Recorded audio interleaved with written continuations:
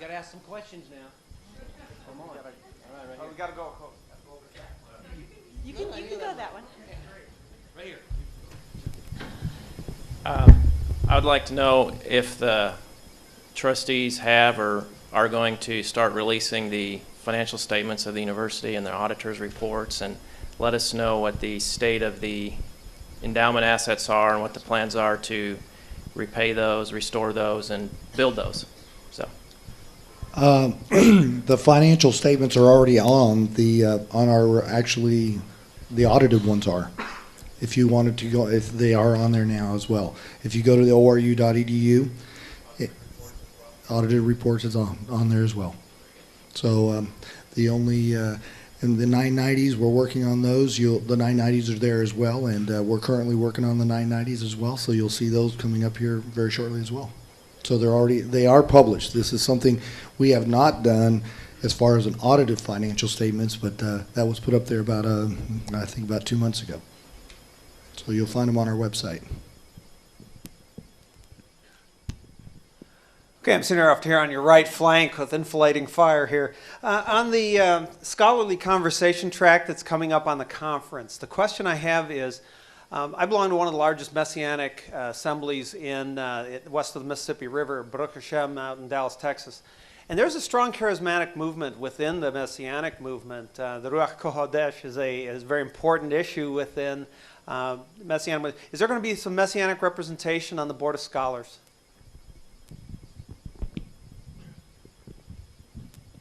As far as I know, the group that will gather Monday, there is no one that would represent the Messianic community. We have talked to a couple of folks, and we are still probing that. If you have any suggestions of individuals that would be good to use, we would be very open. Vincent Sinan, many of you know, is leading the scholars conversation. Vincent has a broad range of relationships and knowledge, but we would be very open to any names you could give us that would help us to engage that community. It'd be great. So.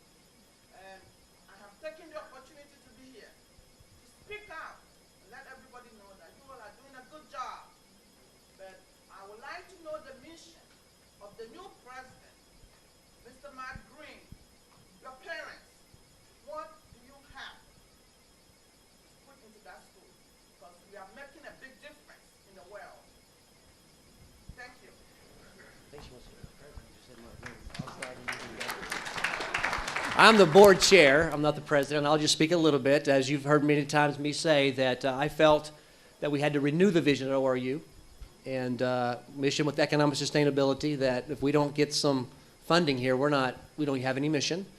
I also try to figure out what grow the vision was. What's after that? I mean, this weekend we're celebrating the vision. We've used vision in all of our terminologies. Renew the vision, celebrate the vision. I try to figure out what's the grow the vision, what's the 10-year plan. And God convicted me, no, that's not my responsibility. The next president better be a visionary who can grow the vision. Now, we could ask Mark, and he can speak here, but he's just coming in. He's going to have to get institutional reality, and he'll have great mission and vision for that. So I don't have an easy answer to your question.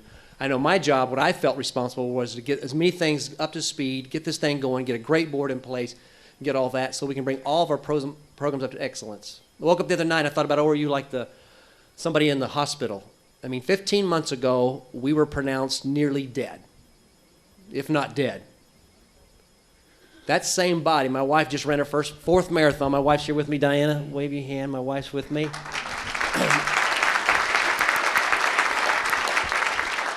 She runs marathons. Now, she couldn't even run a mile when she started, and now she runs 26 miles, okay? She's crazy. But I love running. I'm a runner, okay? This university is going to run marathons, but not today, okay? Not today. We're moving through there. Our nursing, all these programs, there's lots of issues. So I appreciate your passion for nursing and what you want to do. We want to be excellent in all those areas, and I'm sure Dr. Rutland feels the same way, and I'll let him speak if he wants to. So, okay. Yes, what we'll have to do is go battalion by battalion, division by division, company by company, and understand who is whom, and each vision inside the vision will have to be formulated. What I can say about nursing, where are you from, sister? I'm from Ghana, West Africa, and I'm a queen for my tribe. Aquaba. Ufrehini, como hace? Ah, me free, como hace?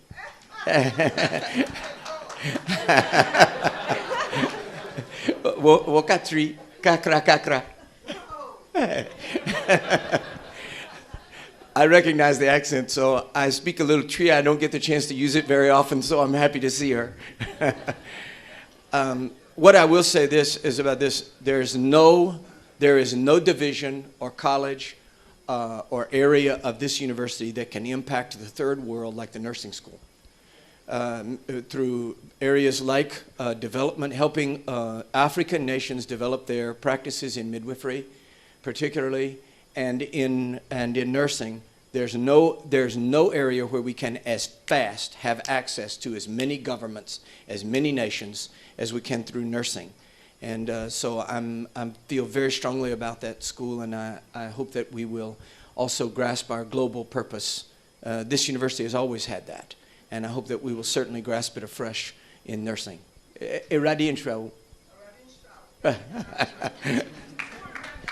Medasi. Hi, good morning. Chris Wall, class of '99. Pleasure to be here with you all. I work for a company in Nashville, Big Idea. We do a product called VeggieTales, and that company had to transition from having a very vibrant, charismatic leader in Phil Vischer, and as the company was sold and other things, and has had to struggle to find its new identity without that leader.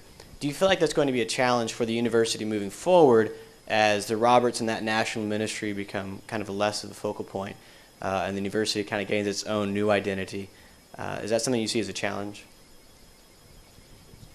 Well, actually, we just had a meeting with the development people. I just had a meeting with the development people, Mart and I.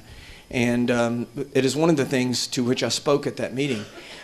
Actually, you use the word challenge. I would call it an opportunity. What has to happen in every organization that has a charismatic founding period is that there has to come a place in the maturation of that institution where it honors that, where it accepts that, receives it, honors it, places it in its proper place, and then at some point the institution has to assume its own identity. That what has to happen is that and is happening rapidly, is that ORU transcends its own roots, and that ORU becomes what it is, a great university. When I met with Mark Green, and I flew to California and spent most of a day with Oral Roberts. It was one of the most rewarding, and what I would even call, I hate to use the word because you may feel funny about it, but it was a sweet day.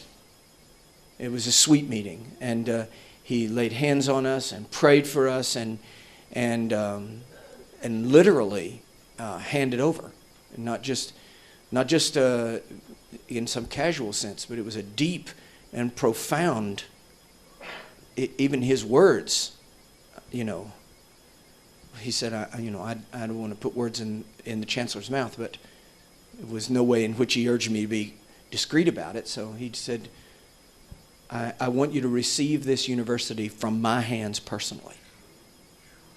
He said, I want you to sense that you are succeeding me to the presidency.